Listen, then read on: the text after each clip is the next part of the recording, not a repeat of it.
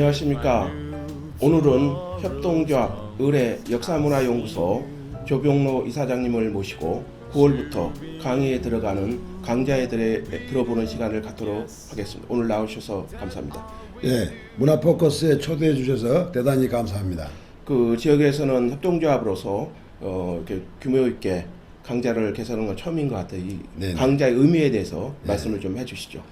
예, 저희 협동조합 일회 역사문화연구소에서는 도시 아파트 인문학 보급운동의 하나로 일회 인문학 강좌를 개설하여 지역 주민들에게 제공하면서 지역 주민들의 문화 정체성을 높이는 데 이바지하고자 이 강좌를 개설하게 되었습니다.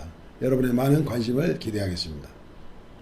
강좌에 대해서 구체적으로 좀 설명을 좀 해주시죠. 예, 우선 일회 신도시는 남한산성을 주산으로 한 도시이기 때문에 첫 번째로 남한산성이 축성되는 시기, 인조 시기의 국제 정세를 배경으로 해서 남한산 축조 배경이라든지 여러 가지 문화 시설에 대해서 알아보고요. 특히 남한산을 어떻게 방어할 것인가에 대한 군사적인 체계에 대해서 좀 자세하게 소개할 예정이고요.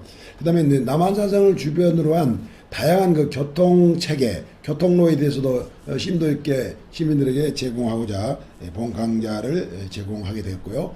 그 다음에 이제 지역의 여러 가지 문화유산 중에 하나인 금성문들, 송도비라든지 이런 금성문과 또 성곽을 직접 답사하면서 우리 선조들의 그 당시에 성곽을 축소하는 어떤 힘들었던 시기도 같이 다양한 시각에서 접근한다든지, 특히 이제 그 공자 이코노목시라든지 동서양 문화 비교 같은 것은 참 재미있는 그 접근이라고 보고요. 기대가 됩니다. 네, 예. 바세바 증후라는 거 있잖아요. 솔로몬의 어머니 다윗왕의 왕.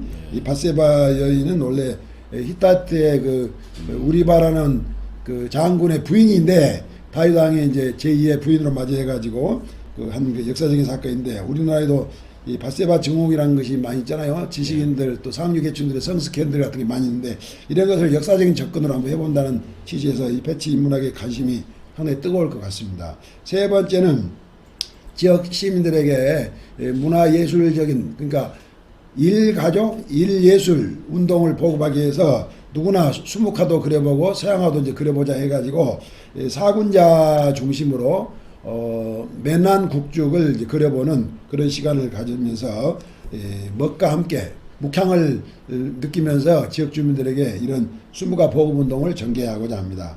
그 다음에 네 번째는 우리 경기도 지역에는 많은 근대 지식인들이 있죠.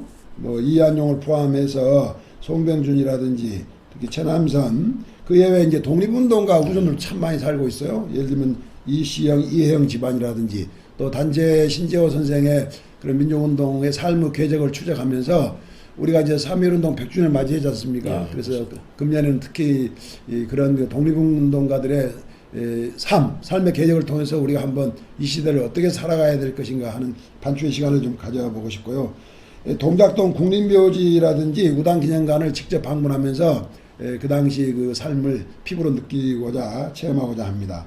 그 다음에 또 재미있는 것은 우리 동네 풍수산책이라 해서 생활 속의 풍수, 그 다음에 이제 신도시 개발과 이제 부동산 정책과 그 다음에 그것이 풍수와 어떤 관련이 있는가 하는 것도 우리 지역 주민들이 좀 알았으면 하는 생각입니다. 특히 이제 남한산성이라든지 우리 이제 역사적 문화유산의 이제 풍수적인 요건도 어떠한 것인지에 대한 실상을 공부해보고자 특별히 그 문화재 풍수학이라는 강좌를 독특한 것들이 많습니다. 개발해서 지역 주민들에게 접근해 보고자 하고요. 또 경기도는 이제 왕릉이 많지 않습니까? 세계 문화유산으로서 왕릉이 많은데 왕릉의 이제 풍수적인 입지 조건도 좀 분석해 보면서 주민들에게 제공하고자 합니다. 그다음에 이제 서양화는 이제 여러분이 많이 이제 지역 주민이나 주민센터에 많이 하고 있습니다만은 서양화 무작정 그리기다 해가지고 무작정 따라해 보는 거죠. 예술은 좀 일반 주민들이 어렵다 생각하는데 풍경화라든지 정보라를 직접 그려보면서 서양화에 한번 접근해 보는 그런 시간을 가져보고 싶습니다. 그 다음에 이제 동양 고전을 공부하는 시간의 하나로 맹자와 수다 떨기라는 제목으로 맹자를 한번 종합적으로 공부해 보는 시간을 갖고자 합니다. 이 맹자는 이제 전국시대에 태어난 인물인데 춘추 전국시대는 엄청난 그 전쟁의 시기고 유세들이 제자 백과 사전을 전부한 때가 아닙니까? 그래서 이 맹자라는 책이 오늘날의 시각에서 어떻게 인식해 볼 것인가. 예를 들면 민주주의라든지 자본주의 시각에서 맹자 사상을 한번 반추해 보고 싶고요. 특히 맹자는 이제 혁명이론을 제공해서 우리 태조 이성계의 조선왕조 건국에 역사혁명 이론을 제공한 사상이기도 한데요. 백성의 뜻에 따르지 않는 정권은 물리칠 수 있다. 이런 그 사상이기도 한데요. 물론 다단 정장 선생님도 그런 사상의 바탕으로 해서 어떤 그 원목이라든지 탕론에서 아래로부터의 황제 추천권까지를 제공하는 뭐 그런 것 때문에 유배도 갖지 않았나 생각이 되는데 어떤 그 맹자 같은 이런 사상이 어떻게 우리 한국 사회에 또 성리학적 이데올로기를 한 조선 왕조 사회에 이렇게 계승되었는가 하는 것도 재밌는 시각이 되지 않나 생각이 됩니다. 요즘 또 하나는 그 여성들을 중심으로 페미니즘 그런 운동도 많이 보급되고 있는데 맹자의 가장 무관심 영역이 하나가 여성에 대한 거예요. 그래서 그런 시각도 접근해 봐서 오늘날 양성평등 시대에 좀 재밌는 접근 방법이 아닌가 이렇게 생각이 됩니다. 끝으로 버스 타고 동네방네 프로그램입니다. 여러분이 많은 그 지역사회에서 답사도 가셨겠지만은 경기도 지역에는 세계 문화유산이 아주 많기 때문에 왕릉 아까 말씀드린 왕릉 외에 장덕궁이라든지 또 종묘 그리고 얼마 전에 세계 문화유산으로 등재된 서원이 있죠. 경기도 지역 서원이 상당히 많이 있습니다. 한 20여 개가 있는데 이 서원을 중심으로 당시 선비들의 어떤 학문 관계 또 정치적 이데올로기뿐만 아니라 정치적 출세의 가도도 서원을 중심으로 형성되거든요. 서원은 이제 관악에 비해서 사학의 하나의 성격을 띠고 있는데 이 서원이 조선 왕조 선비들의 심볼, 선비들을 양성하는 곳이기도 하기 때문에 서원 문화에 대한 배경이라든지 특히 서원의 건축 양식 뭐 이런 것도 한번 접근해 보고 싶습니다. 그리고 뿐만 아니라 경기도 광주 지역을 포함한 여주 지역에는 실학과 관련되거나 천주교 발상지가 참 많이 있죠.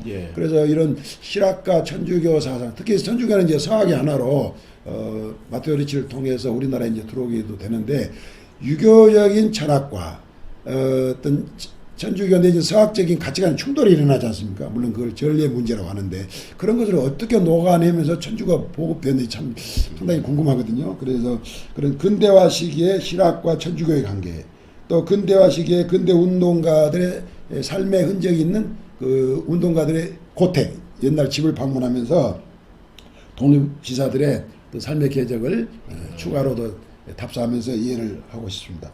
마지막으로 경기 지역에 많은 문학가들이 살고 있는데 그 문학가들을 방문하면서 우리가 어떻게 현대의 옛날 선비들인 문학가들의 어떤 문학 정신이랄까 그런 것을 생활 속에 실천할 것인지 이런 문제도 접근함으로써 현재 살아있는 도시민들의 어떤 역사의식이랄까요, 뭐 문화의식이랄까, 그리고 그런 그 지역과의 정체성 이런 것을 좀 확립함으로써 내가 살고 있는 삶의 터에 대한 자긍심 같은 거 이런 거를 좀 심어준다 할까요?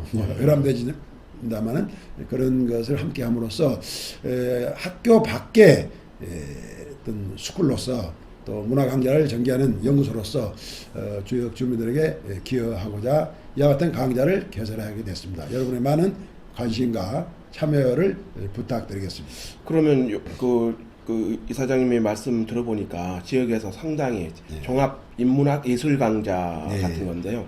이것을 이제 참가를 원하는 사람들 방법을 어떻게 하면 됩니까? 참가를 원하시는 분들은 8월 28일까지 전화번호나 또 유튜브를 통해서 신청해 주시면 되고요.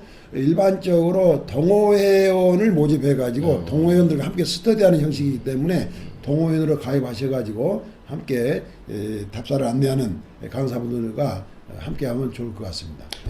동아리 형태의 이제 강좌가 진행된다 이런. 네네. 그러면 이번에 총 보니까 8개 강좌한 것 같은데요. 이번 강좌의 의미에 대해서 마지막으로 말씀을 좀 해주시죠. 저희 연구소에서는 작년 그 창립식 때 제가 말씀드린 바와 같이 미래지역 주민을 위한 인문학 의식 제고라는 타이틀로 미래 인문학 포럼을 개설하여 그 프로그램의 하나로 이제 이와 같은 가을 학기 동호회 회원 그 강좌를 마련하게 되었습니다. 이 아파트가 밀집해 있는 지역이다 보니까 아파트 지역 주민들 간의 상호 벽대기 운동의 하나로서 인문학을 같이 공부함으로써 지역 주민과 소통도 하고 친목도 도모하고 또 함께하는 문화 공동체를 만드는데 하나의 그 중요한 토대가 되지 않을까 생각해서 이걸 시작했는데요. 역시 이제 주민들의 참여가 필요하다고 보고요. 저희들은 많은 그 인문학적 연구 결과를 지역 주민들과 함께 하면서 그동안 중고등학교라든지 대학에서 배우지 못한 내용을 위주로 일종의 뭐 교과서 밖의 인문학이랄까요? 그런 걸 통해서 삶의 가치관, 요즘 뭐 사회 주변에 시끄러운 소리들이 많은데 특히 사회적 지도자들의 도덕성의 문제는 예나 지금이나 항상 문제가 되고 있습니다. 사회적 지계층들의 놀라운 그 도덕성이 요구됨에도 불구하고 우리는 자기 삶의 자세나 태도를 좀 소홀히 하는 경향이 있습니다. 물질적인 요소보다는 가치관 중심의 삶을 중요시하는 사회 체제를, 사회 구성체를 만들어야 되지 않겠냐 하는 그런 역사의식 바탕에 이와 같은 일의 인문학 운동을 보고하고자 합니다. 예, 하여튼 그 구상이 온대학 앞으로 그 결과물들이 상당히 기대가 됩니다. 오늘 바쁘신데도 이렇게 나오셔서 고맙습니다.